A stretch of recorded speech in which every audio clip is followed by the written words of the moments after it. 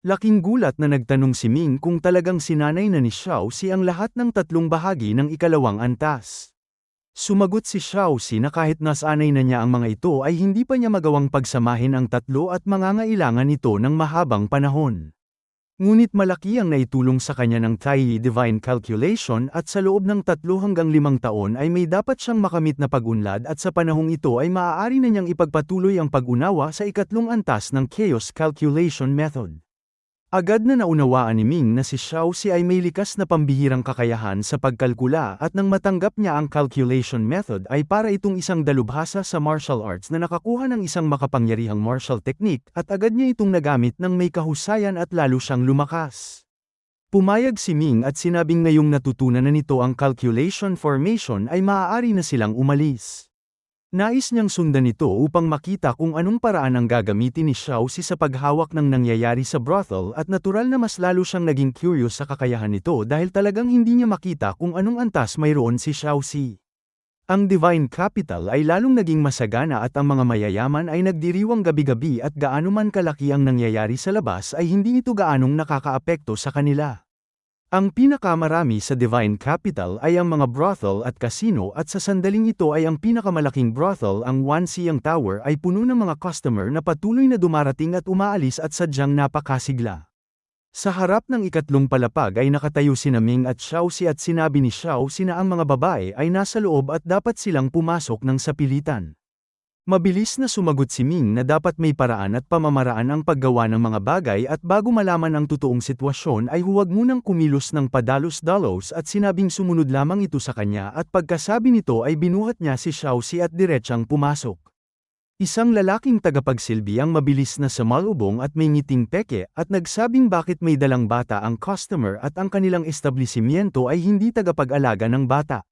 Hindi umimik si Ming at naghagis ng isang dakot ng martial god coin sa sahig at mahinahong sinabing nais lamang niyang umupo sandali.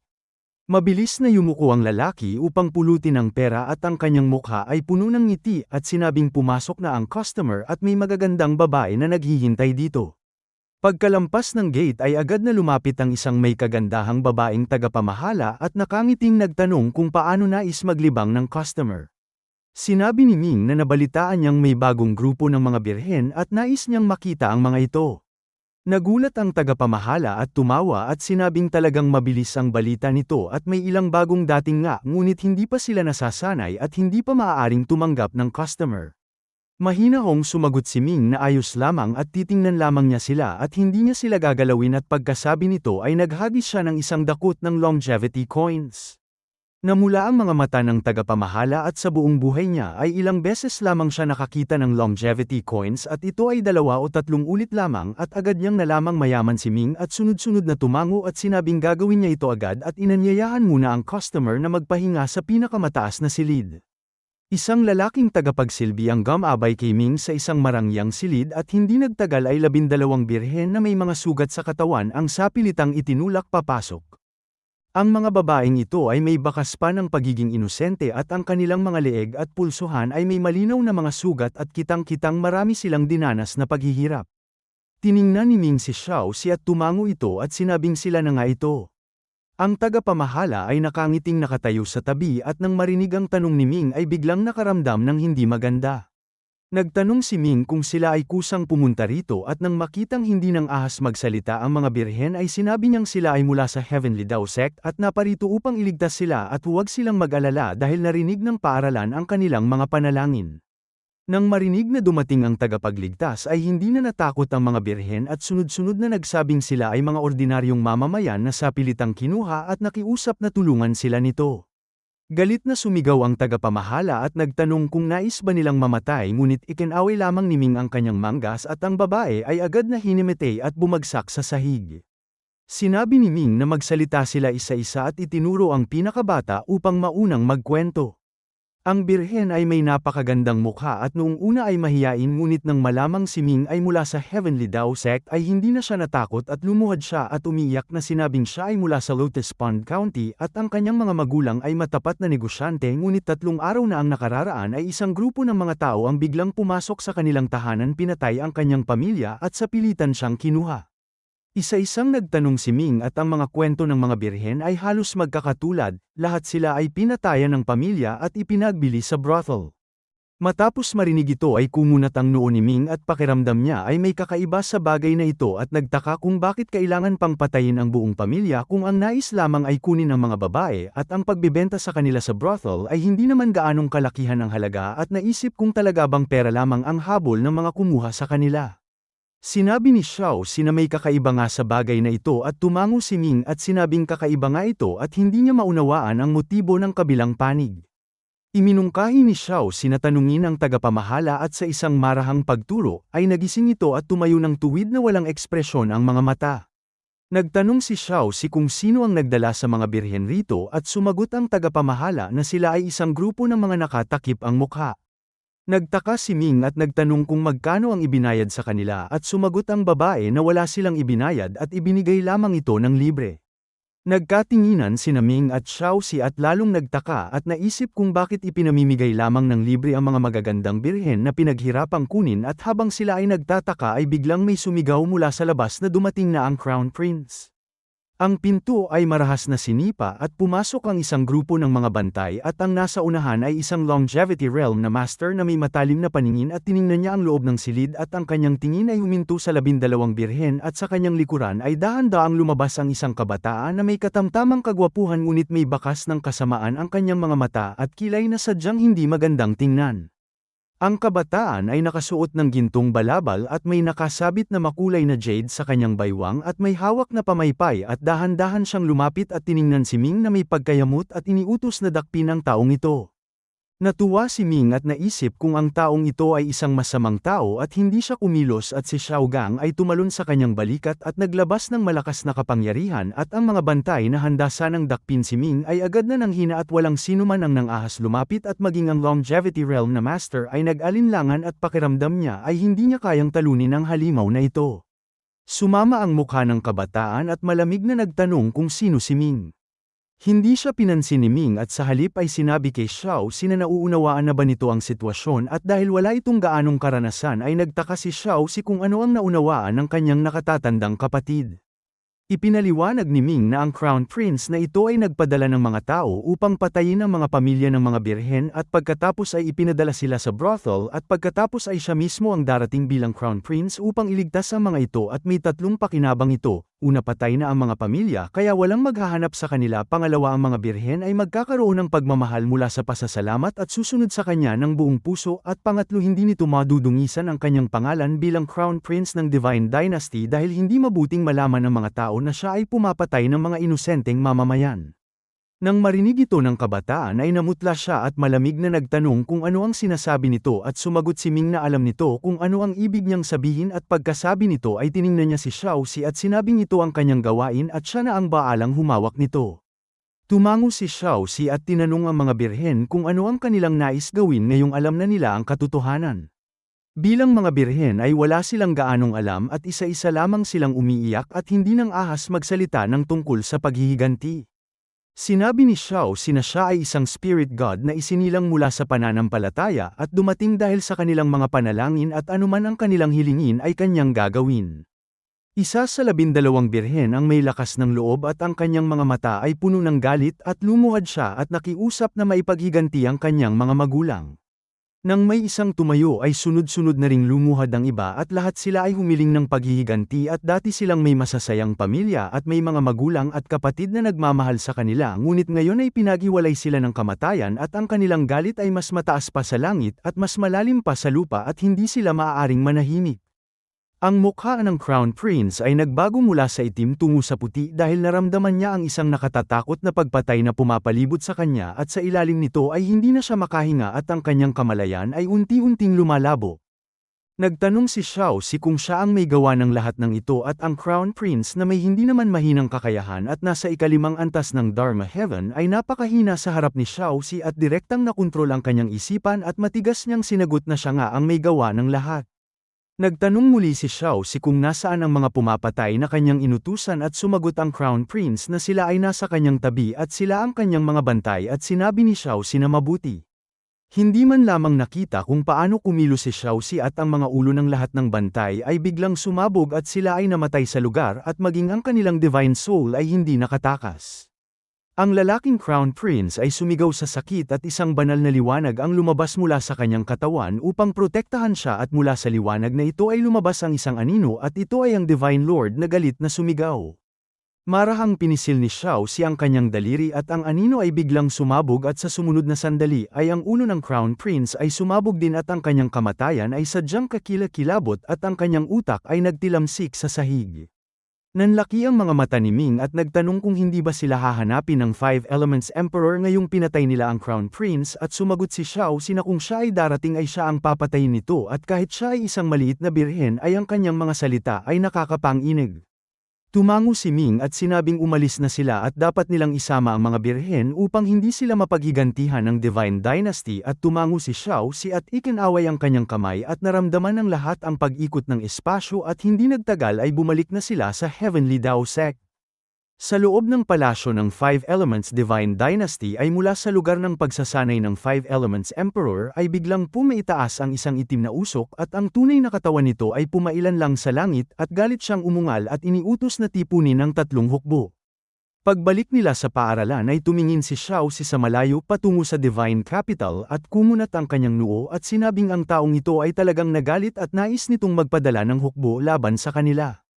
Hindi gaanong nag-alala si Ming at noong una ay nagawa nilang patayin ang devouring parasite kaya hindi siya natatakot sa hukbo ng Five Elements Divine Dynasty at nagtanong siya kung ano ang balak nitong gawin.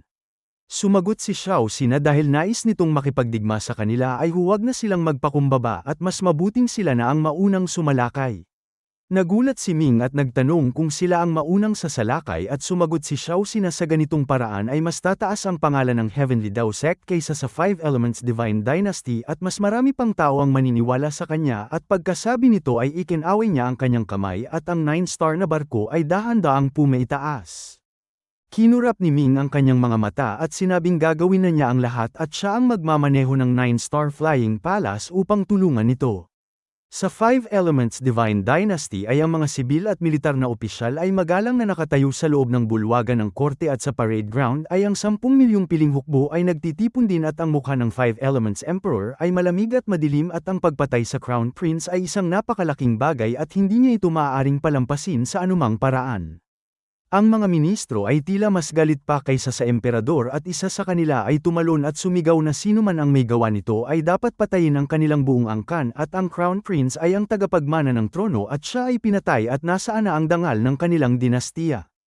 Ang Five Elements Emperor ay tumingin sa malayo patungo sa direksyon ng Heavenly Dao Sect at mahinahong sinabing ang pumatay ay isang spirit god ng paaralan.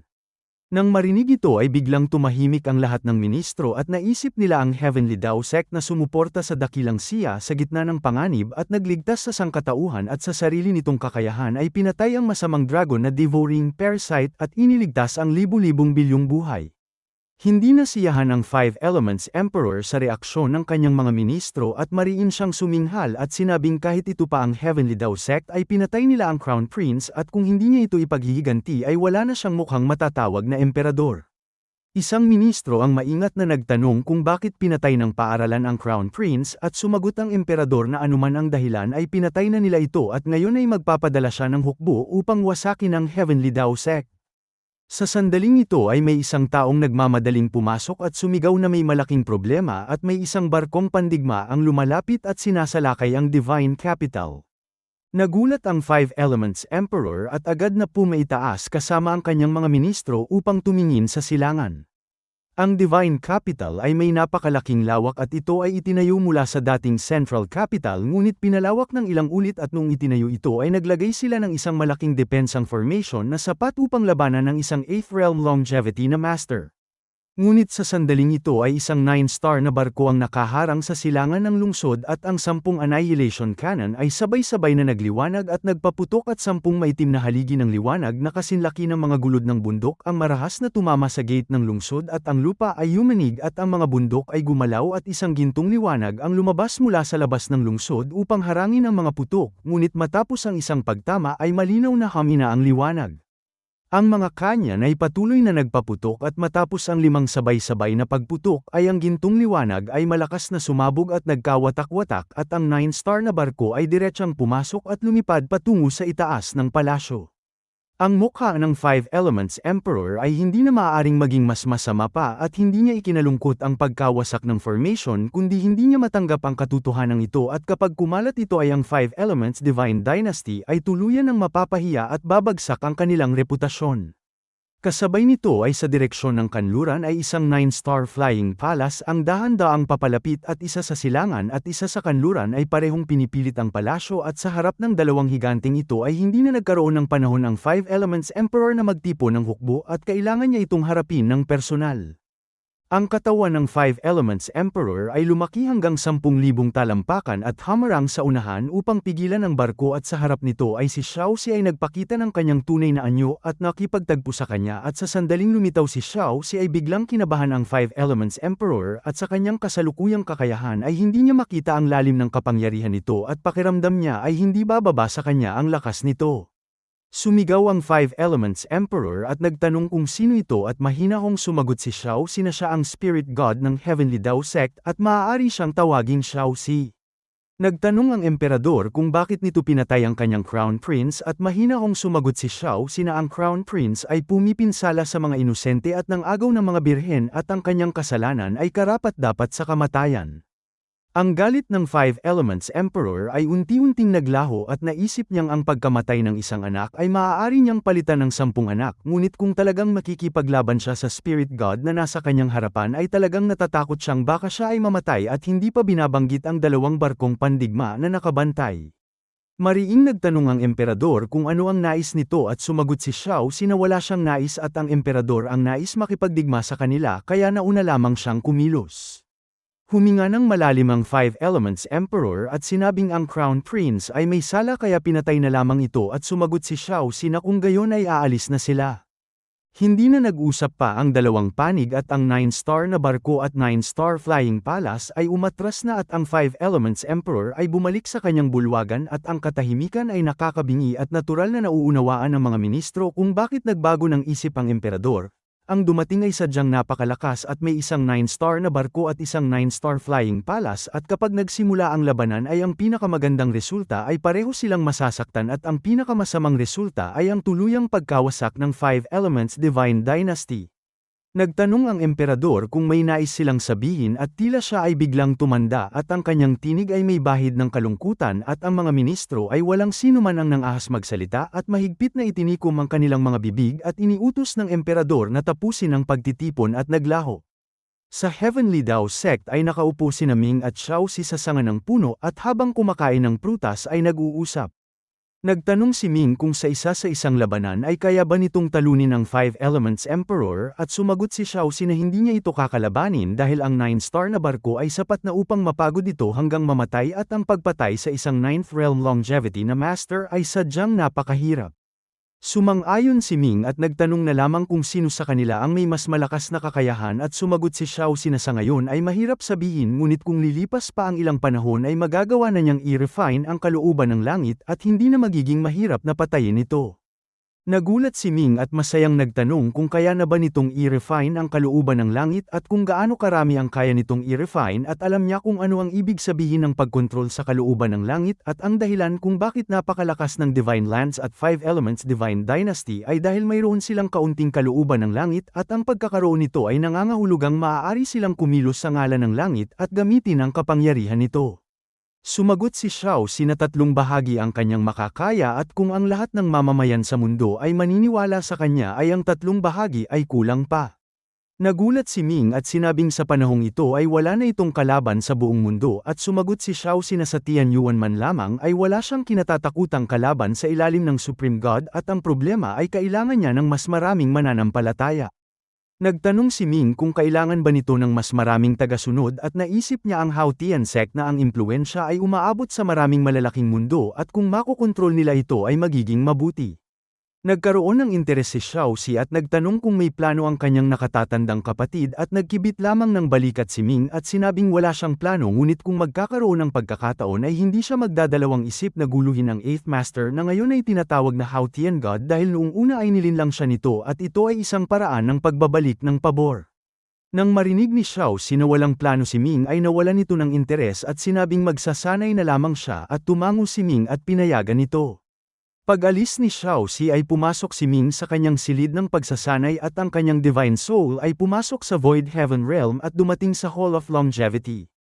Ang malaking itim na aso ay nakatunganga sa lupa at nagbibilang ng mga langgam at nang makita si Ming ay tuwang-tuwa itong tumalon at sinabing sa wakas ay bumalik na ang kanyang Panginoon. Tumango si Ming at sinabing siya ay umangat na sa martial arts saint at maaari na niyang pag-aralan ang sibilisasyong Buddhist. Sinabi ng malaking itim na aso na ang kanyang Panginoon ay isang tunay na henyo at napakabilis nitong umangat. Naglabas si Ming ng ilang espiritual na prutas at ibinigay sa aso at sinabing noong una ay nakuha na niya ang framework ng Buddhist kaya ang pagsasanay na ito ay malamang na hindi gaanong mahirap. Ang malaking itim na aso ay patuloy na nagsusubo ng prutas sa kanyang bibig at sinabing ang Buddhist ang pinakamasalimuot at malalaman din ito ni Ming pagpasok nito. Ang ikatlong antas ng 24 na kaharian ang Buddhist realm ay bumukas at pumasok si Ming. Nang magsara ang pinto ay tumayo ang malaking itim na aso at hindi na pinansin ang mga prutas at sumulyap ito sa isang tabi at nagtanong sa kanyang Panginoon kung kaya ba talaga ito ng batang ito. Isang puting liwanag ang lumitaw at naging isang malabong anyo ng tao at sinabi nitong malalaman lamang sa hinaharap kung kaya nito at hayaan muna itong dumaan sa 24 na kaharian.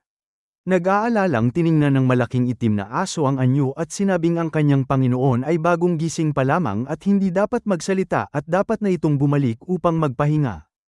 Umiling ang puting liwanag at sinabing siya ay maaari lamang manatili sa mundo ng 30 hanggang 50 taon at ang kanyang muling pagkabuhay ay dapat gawin agad at ang huling habilin ng Heavenly Emperor ay dapat niyang tapusin upang ang sangkatauhan ay magkaroon ng pinakamalakas na sibilisasyon. Tuwang-tuwa ang malaking itim na aso at sinabing kasama ang batang ito ay may 3 nang pumasok sa Hall of Longevity at nagtaka kung sino sa kanila ang magtatagumpay sa huli. Sumagot ang anyo na anuman ang mangyari ay pareho lamang sa kanya at sinabi nitong ang kanyang muling pagkabuhay ay nakasalalay sa kanya. Sumulyap ang malaking itim na aso sa Buddhist realm at sinabing huwag mag-alala ang kanyang Panginoon at ang lahat ay naplano na at kapag ang katawan at divine soul ng isa sa kanila ay umabot sa kinakailangang antas ay gagabayan niya ito patungo sa Chen Kun Palace. Tumango ang natitirang kamalayan ng Heavenly Sun at sinabing kapag nakapasok na ito sa palasyo ay magiging maayos ang lahat. Hindi alam ni Ming na ang Heavenly Sun ay hindi ganap na namatay at ang isang hibla ng kanyang natitirang kamalayan ay muling nabuhay at hindi lamang siya ang pumasok sa Hall of Longevity. Sa sandaling ito ay buong lakas niyang pinag-aaralan ang mga klasikong Buddhist at dahil sa kanyang nakuhang framework noon ay kahit napakarami ng mga kasulatan ay kaya pa rin niyang pag-aralan ang mga ito ng mabilis. Sa loob ng Buddhist realm ay hindi namalayan ang paglipas ng panahon at hindi sinasadyang lumipas ang 100 taon at sa wakas ay natapos na niyang basahin ang lahat ng mga kasulatan at nagkaroon siya ng malalim na pag-unawa sa Buddhist. Noong siya ay nasa homeland of humanity ay natuklasan niyang ang Buddhist Confucian at Taoist ay matagal nang nagsanib at ito ay may malaking tulong sa kanya at hindi sinasadyang unti-unti niyang nakuha ang pinakadiwa ng 3 sibilisasyon. Ang enlightenment ng Buddhist, ang longevity ng Taoist at ang ego ng Confucian ay sunod-sunod na natamo ni Ming at sila ay naging mga batong pundasyon para sa kanyang nalalapit na martial arts. Matapos pagsamahin ang 3 turo ay lumabas si Ming sa Buddhist realm at sinabi sa malaking itim na aso na naghihintay sa labas na nais niyang puntahan ang iba pang 21 kaharian. Nagulat ang aso at nagtanong kung 3 araw pa lamang ay naunawaan na niya ito at sumagot si Ming na 100 taon ang kanyang ginugol sa loob at malaki ang kanyang nakamit. Tuwang-tuwang sumagot ang aso at sinabing bubuksan na niya ito para sa kanya. Sunod-sunod na pumasok si Ming sa Shaman realm, Guru realm, Totem realm, Divine Path realm, Vedic realm, Light realm, Sacred realm at iba pa at sa bawat sibilisasyon ay ginugol niya ang halos 100 taon. Libu-libong taon ng kalungkutan at pag-iisa ang nagpatibay sa kanyang kalooban at hindi sinasadyang ganap niyang naunawaan ang diwa ng 24 na sibilisasyon at ang kanyang Taiyi calculation formation ay umabot sa kaganapan at ang 8-element calculation formation ay umakyat sa 9-element calculation formation at dahil dito ay ang kanyang chaos calculation method ay umabot sa tugatog ng unang antas. Nang ang unang antas ng chaos calculation method ay ganap na ay mas tumaas ang kanyang pag-unawa sa maraming sibilisasyon at siya ay nanatili sa huling kaharian ng 100 taon. Ang kanyang divine infant ay lumabas mula sa kanyang kamalayan at naging eksaktong katulad niya nasa pagitan ng pisikal at ilusyon at patuloy na nagbabago at sa likod nito ay 24 na patong ng banal na liwanag na nagsanib sa isang maningning na liwanag na nagliliwanag sa 10 direksyon at ito ay kumakatawan sa 24 na sibilisasyon ng sangkatauhan. Nagmulat si Ming ng kanyang mga mata at ngumiti at sinabing sa wakas ay umangat na siya sa Greater Saint Realm at malaki ang kanyang nakamit sa paglalakbay na ito. Ang Divine Infant ay muling pumasok sa kanyang katawan at tumayo si Ming at lumabas ng 24 na kaharian. Tiningnan siya ng malaking itim na aso at nagtatakang nagtanong kung talagang naunawaan niya ang lahat. Tumango si Ming at sinabing dapat na siyang bumalik. Sinabi ng aso na kapag siya ay naging martial god ay bumalik siya sa Hall of Longevity at bubuksan nito ang mga kayamanan ng 9 na akademya at gagabayan siya sa 3 palasyo. Sa loob ng Hall of Longevity ay lumipas ang ilang libong taon ngunit sa labas ay wala pang 2 buwan ang nakalipas. Paglabas niya ng Hall of Longevity ay handa na sana siyang bumalik ngunit hindi inaasahang ang natitirang kalooban ng langit ay muling nagsalita at binati siya nito at sinabing muli silang nagkita. Tuwang-tuwang nagtanong si Ming kung ito ay patuloy na natutulog at noong una ay paulit-ulit niya itong tinawag ngunit hindi ito tumugon. Ipinaliwanag ng kalooban ng langit na ito ay sadyang napakahina at tuluyan ang maglalaho sa loob ng ilang dekada kaya kailangan itong pansamantalang magpahinga at hindi ito makatugon sa kanya. Naunawaan ito ni Ming at nagtanong kung bakit siya nito tinawag ngayon. Nagtanong ang kalooban ng langit kung may nakamit ba siya sa loob ng Hall of Longevity at tumango si Ming at sinabing naunawaan niya ang 24 na sibilisasyon. Sinabi ng kalooban ng langit na napakabuti nito at sa kanyang kasalukuyang antas ay maaari na siyang pumasok sa ikalawang lugar ng pagsubok at tulad ng nakaraang pagsubok ay maraming henyo mula sa mga sibilisasyon ng tao ang naroon. Nagtanong si Ming kung ang pagsubok na ito ay tulad ng nauna na isang grupo ng mga tao ang nag-aagawan ng mga kayamanan at noong nakaraang labanan ay nakuha niya ang Heavenly Dragon Buddhist Pill at ang Rui Robe at siya ang may pinakamaraming nakuha. Umiling ang kalooban ng langit at sinabing ang pagsubok na ito ay ganap na naiiba sa nauna at ang lugar ay permanenteng bukas at maaaring pumasok ang sinumang nakatutugon sa mga kondisyon ngunit walang mga kayamanan doon kundi mga lugar ng pagsasanay.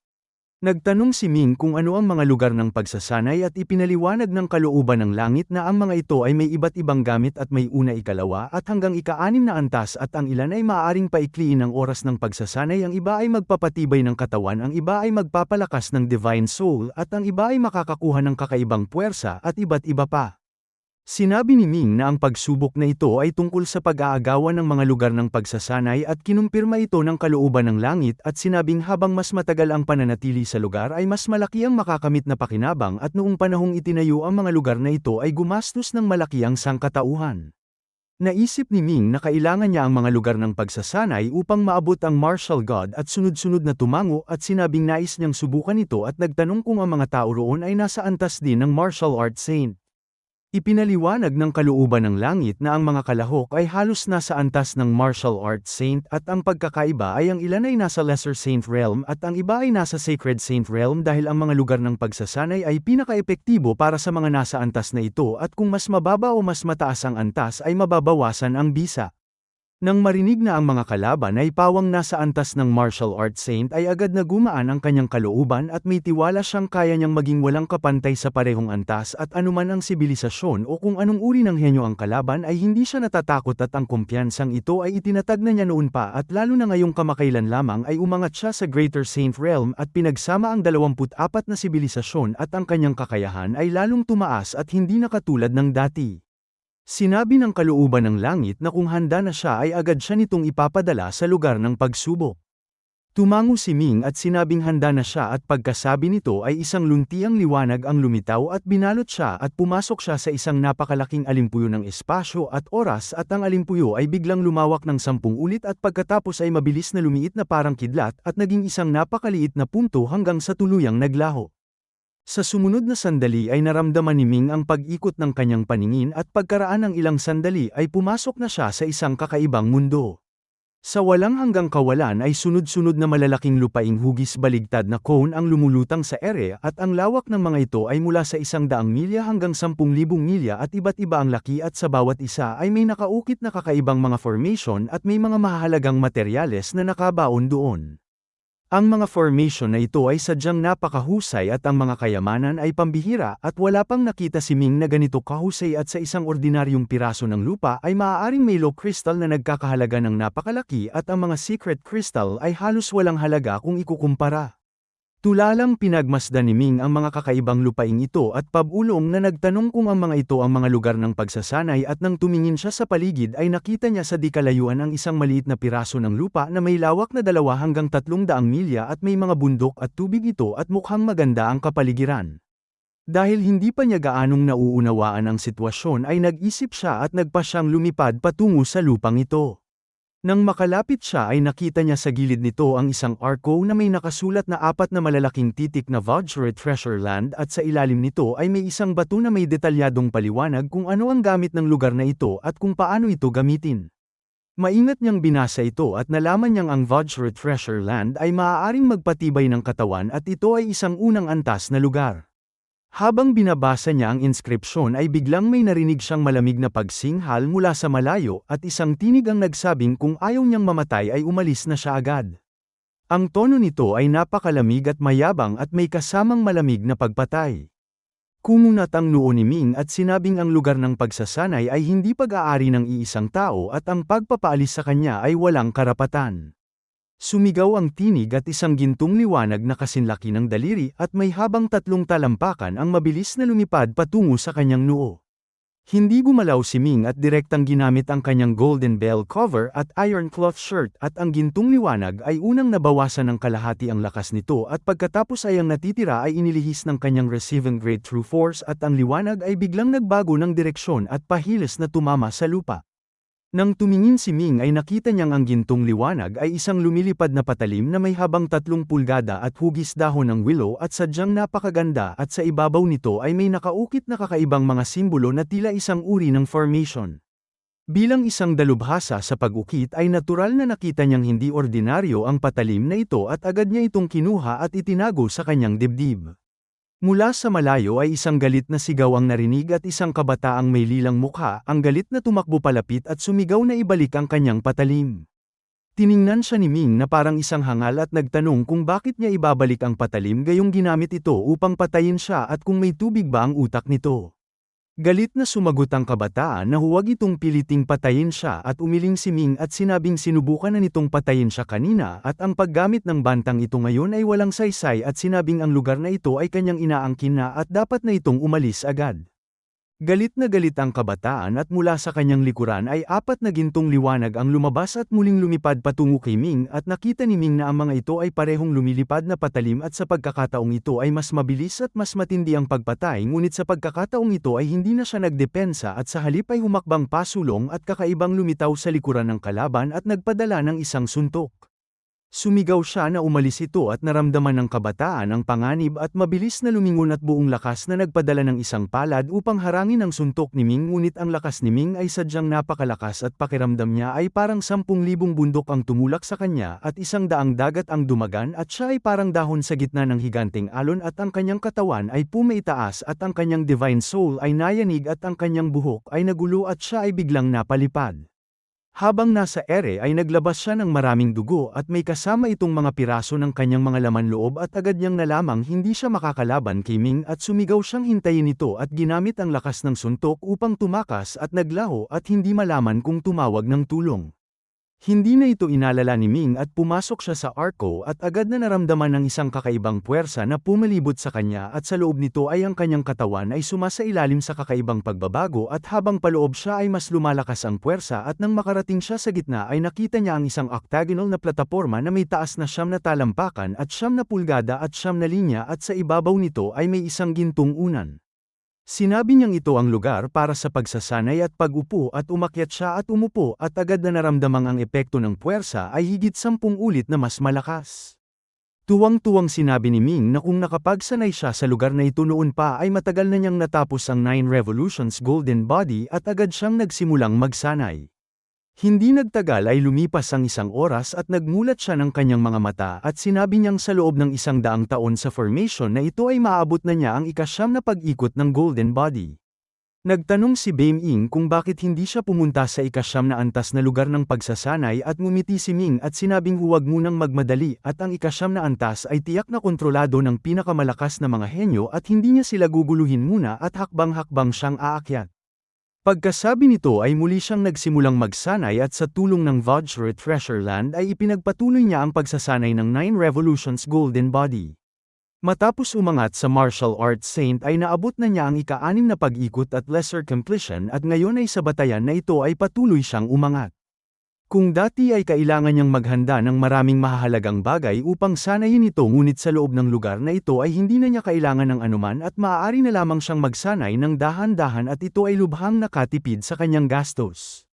Hindi sinasadyang lumipas ang 1 buwan at pakiramdam ni Ming ay lalong naging ganap ang kanyang ika-6 na pag-ikot at kasabay nito ay napansin niyang ang epekto ng unang antas na lugar ay bahagyang bumagal kaya nagpasya siyang maghanap ng ika-3 antas na Vajra Treasure Land upang ipagpatuloy ang kanyang pagsasanay. Nang handa na sana siyang umalis ay biglang may isang birhen ang dumating sa ilalim ng arko at ang babaeng ito ay sadyang napakaganda at ang kanyang maliit na mukha ay puno ng pagmamataas at sa ilalim ng arko ay marahan siyang suminghal at nagtanong kung nasaan ang tao rito. Natuwa si Ming at sinadyang hindi agad lumitaw at napakagalang na lumapit at nagtanong kung ano ang kanyang maipaglilingkod. Malamig na sinabi ng babae na mayroon siyang 2 pagpipilian, ang una ay siya ang magpapaalis dito at ang pangalawa ay kusang umalis ito. Hindi man lamang nag-isip si Ming at sinabing siya na lamang ang aalis at ang totoo ay aalis na talaga siya kaya sinadya niyang sabihin ito. Malinaw na nagulat ang babae at kahit siya ay mayabang ay hindi siya hangal at pakiramdam niya ay may kakaiba sa reaksyon ni Ming at nag-aalinlangan pa ring nagtanong kung talaga nga itong aalis. Tumango si Ming at sinabing ang babae ay kitang-kitang isang dalubhasa at alam niyang hindi siya makakalaban at pagkasabi nito ay yumuko at lumipad palayo at sa isang iglap ay malayo na ang kanyang narating. Kinamot ng babae ang kanyang ulo at sinabi sa kanyang sarili na mayroon palang ganitong kaduwag na tao sa mundo at hindi niya maunawaan kung paano ito nakapasok sa lugar ng pagsubok at kung paano nito nakuha ang lugar na ito at kung sa tuwing may darating ay sisuko ito ay tiyak na hindi na ito makakahanap ng lugar ng pagsasanay. Umalis si Ming sa lugar na ito at naghanap ng halos kalahating araw bago niya natagpuan ang isang ika-3 antas na Vajra Treasure Land at natural na may isang tagapagsanay din doon at hindi siya nagpakumbaba at pagdating sa arko ay malakas na sumigaw at nagtanong kung may tao sa loob at sinabing dumating na ang mang-aagaw ng lugar.